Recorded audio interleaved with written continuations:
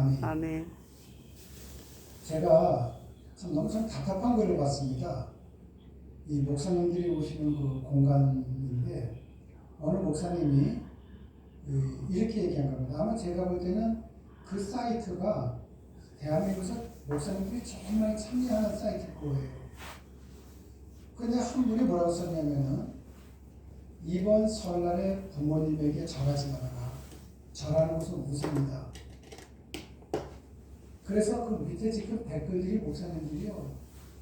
참 목사님 성경도 모르는 사람이 목사가 됐다. 아주 그냥 질타를 받고 있습니다.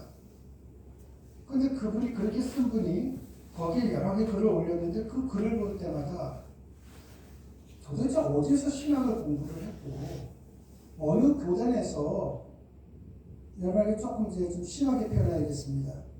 어느 교단에서 목사 한 수를 줬는지 어떻게 일반 사람보다도 못하는 사람이 더 목사가 되는지 모르겠다. 너무나도 화가 난 겁니다. 그 밑에 댓글들이 다 저런 공통적인 댓글들이 많이 들어간 겁니다. 여러분, 우리가 우상에게 절하는 것은 섬김의 대상이잖아요. 근데 부모님에게 인사하는 거지 않습니까? 우리에게 절이라는 거요. 외국 사람들 보면 어느 나라 가면은 서로가 입맞춤 키스를 하면서도 인사하는 나라가 있습니다. 근데 우리나라에서 하면 그건 안 되는 거죠. 그건 또 음란적인 부분이 들어갈 수 있는 부분이니까요. 그 나라의 모든 형편이라든지 문화라든지 이 배경을 생각하지 않으면 안 됩니다. 우리는 순복음이랑 침례교 같은 경우는 물속에서 침례를 합니다. 그러면은 사하라 사막처럼 만약에 물이 없는 사막지대에 사는 분들에게 어떻게 침례를 줄까요? 물도 없는데. 뭐 모래로 줄 수도 있고요. 밀가루로 줄 수도 있어요. 그럼요. 거기에 형편을 맞게 하면 되는 겁니다. 우리가 이 요식행위가 중요한 게 아니잖아요. 내가 세례를 받는다는 거는 내가 물속에 들어갑니다. 나는 죽었어요. 다시 물속에서 튀어나옵니다. 나는 부활했어요. 나의 옛사람을 십자가에 못 박는 것이고 그리고 부활하신 예수 그리스도와 함께 나는 거듭난 사람으로 나는 다시 소생했다. 이게 세례의 본질이고 침례의 본질이거든요. 우리가 본질을 알아야 되는 것이지 요식행위는 아무런 것이 아닙니다. 제가 여러분에게 이런 얘기 드린 적 있나요? 우리가 일요일을 주일이라고 얘기를 합니다. 근데 주일이라는 것도요. 날짜를 지키는 게 중요한 것이 아닙니다. 예수님의 주일 정신을 지키는 것이 중요한 거죠.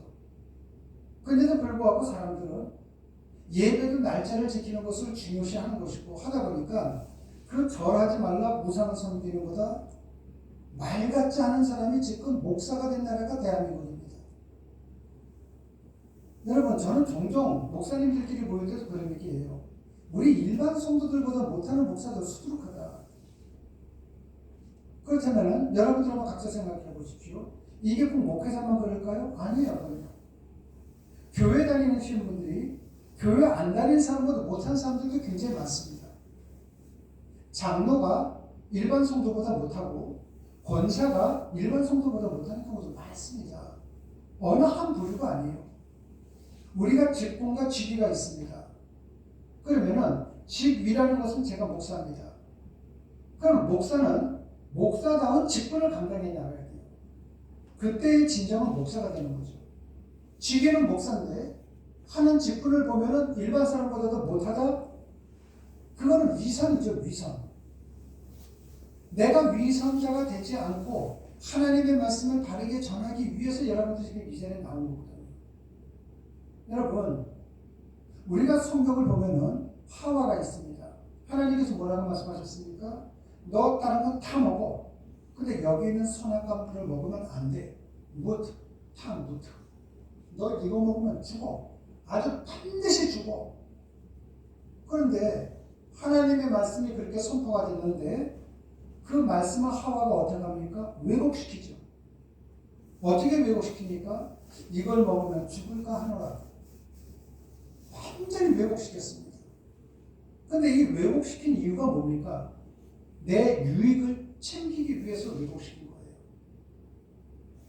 그렇다면 하와가 하나님의 말씀을 내 유익을 챙기기 위해서 왜곡시킴으로 인해서 죽음이 왔습니다. 여러분들은 어떻습니까? 여러분들은 지금 하나님을 믿는 분들입니다. 그런데 여러분들이 하나님을 믿는데 하나님의 말씀대로 살지 않는다면 여러분들도 하나님 말씀을 왜곡하는 사람들이 되는 겁니다. 그러면 여러분의 삶은 어떻습니까? 죽음이죠. 나는 행복하게 살고 싶은데 행복이 죽어서 불행해요. 나는 화평하게 살고 싶은데 내가 하나님의 말씀을 왜곡하는 삶으로 인해서 화평이 죽어서 내 삶은 항상 고단해요. 그러면은 내 삶이 지금 고단하고 불행하다고 느껴집니다. 그럼 그 원인이 어디에 있습니까? 다른 데 있는 것이 아니라 내가 하나님의 말씀을 왜곡하면서 살아가는 거예요. 지금도 보면은 하나님의 말씀을 왜곡시키는 사람들은 불교인도 아니고 힌두교인도 아니고 하나님을 믿는 사람들을 왜곡시킵니다. 이건 목회자뿐만 아니라 일반 성도들도 마찬가지라는 것이죠. 그러기 위해서는 어떻게 됩니까? 우리 주님이 말씀하는 것처럼 자기를 부인하고 자기의 십자가를 지고 나를 따라오너라 이렇게 말씀하셨습니다. 그러면은 자기를 부인하고 자기 십자가를 지라는 것은 뭡니까? 십자가는 죽음이죠.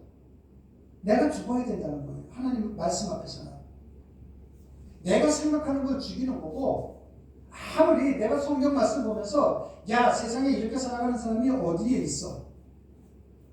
아무리 하나님이라도 이것은 아니지. 이 생각 다 죽여야 돼요. 나는 지금 이렇게 하고 싶은데 내 형편이 이래. 이거 죽여야 돼요. 나는 이렇게 갖고서 이렇게 살고 싶어. 이거 다 죽여야 돼요.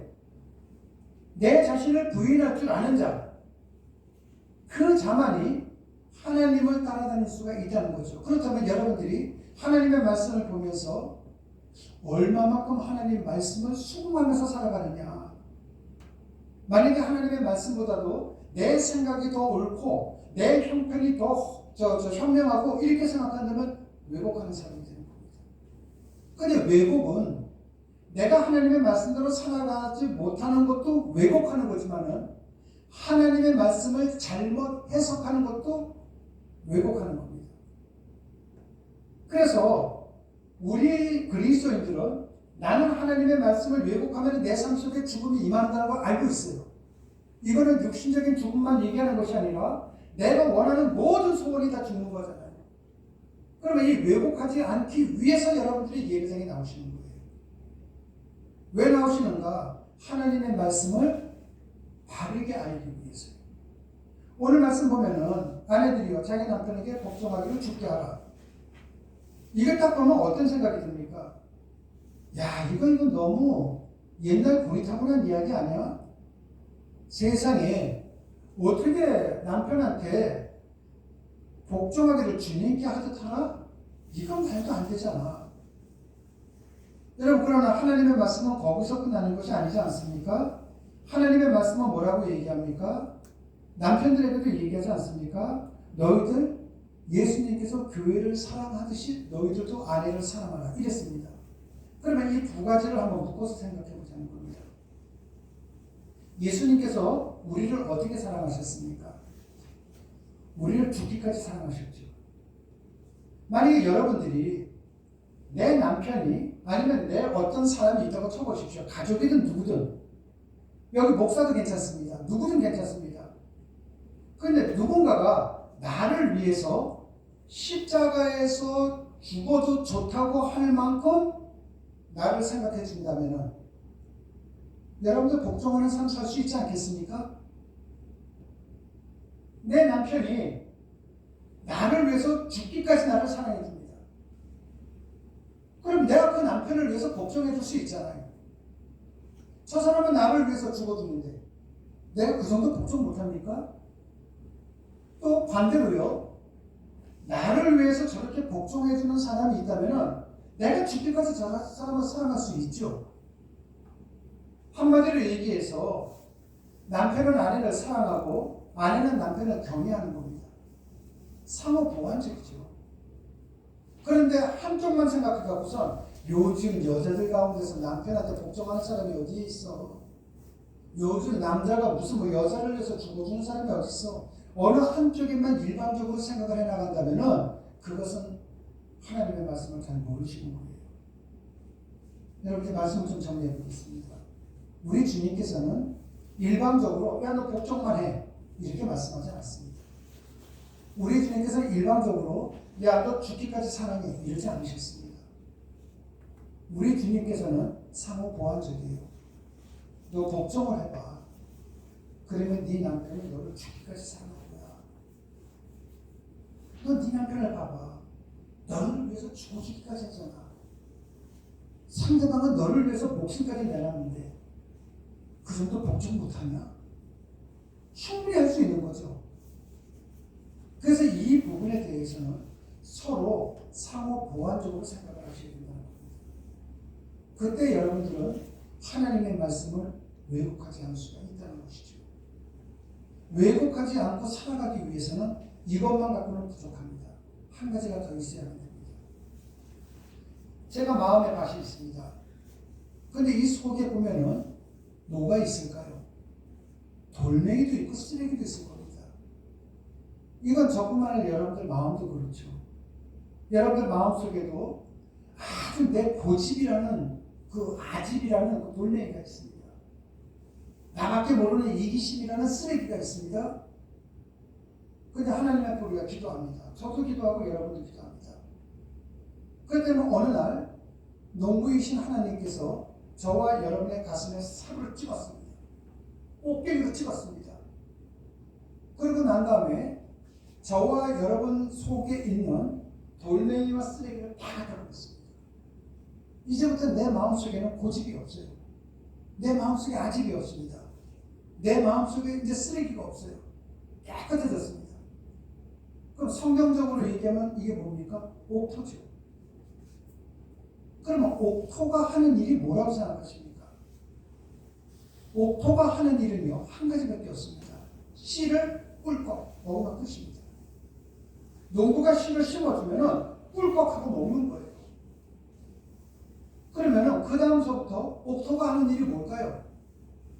옥토가 하는 일은 아무것도 없어요. 그 다음서부터는 씨가 하는 겁니다.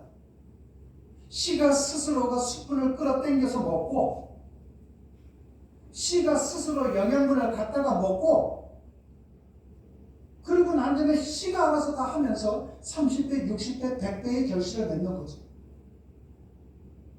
여러분들께서 하나님의 말씀을 왜곡되지 않게 바르게 알았습니다. 이 말씀은 어떻게 해야 됩니까? 여러분들이 꿀꺽 먹는 겁니다. 어떻게 먹습니까?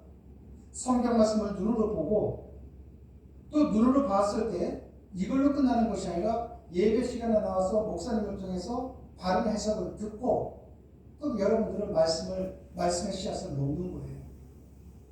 그 다음에 여러분들이 할 게 뭐가 있을까요? 여러분들 할 거 없어요.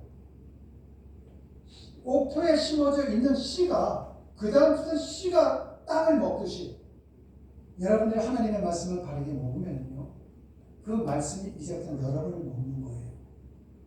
이게 신앙생활이에요. 그럼 여러분들 집에 가서 하나님 말씀 보는 거 어떻습니까? 꼭 보셔야죠. 누가 나와라 나오지 말라 하기 전에 하나님 말씀 듣기 위해서, 여러분 바르게 듣기 위해서 여러분 어떻게 됩니까? 여러분 나오시는 거예요. 누구를 위해서 나오시는 것이 아니라 여러분을 위해서. 그런데 씨가 있으면은 심자마자 금방 나옵니까? 안 그래요. 어떤 씨는 몇 개월마다 나오는 것이 있고요. 어떤 씨는 1년 후에 나올 것도 있고, 또 전 세계적으로 볼 때 어떤 씨는 10년 만에 나올 수도 있고 합니다. 중요한 것은 기간은 다르지만 반드시 나온다는 거예요. 여기 필요한 게 뭡니까? 인내죠. 여러분들이 인내를 갖고 여러분들이 옥토가 되어서 하나님의 말씀의 씨를 먹음으로 인해 반드시 하나님께서 주신다는 그 결실을 생각하면서 흔들리지 않고 걸어가는 여러분 되시기를 주님의 이름으로 축원합니다. 기도하시겠습니다. 하나님 아버지, 남편은 아내를 사랑하고 아내는 남편을 경외하라고 할 때 어느 한쪽에 일반적인 건 줄 알았습니다. 그러나 그 모든 것은 상호 보완적이었습니다. 이것은 부부관계뿐만이 아니라 부모와 자식관계도 그렇고 이웃관계도 마찬가지입니다. 하나님 아버지, 우리가 오늘 그것을 다 배웠으므로 하나님을 사랑하고 배우고 깨닫고 나가는 그리스도인들이 될 수 있도록 은혜를 베풀어 주시옵소서. 주님 고맙습니다. 예수님 이름으로 기도드렸습니다. 아멘.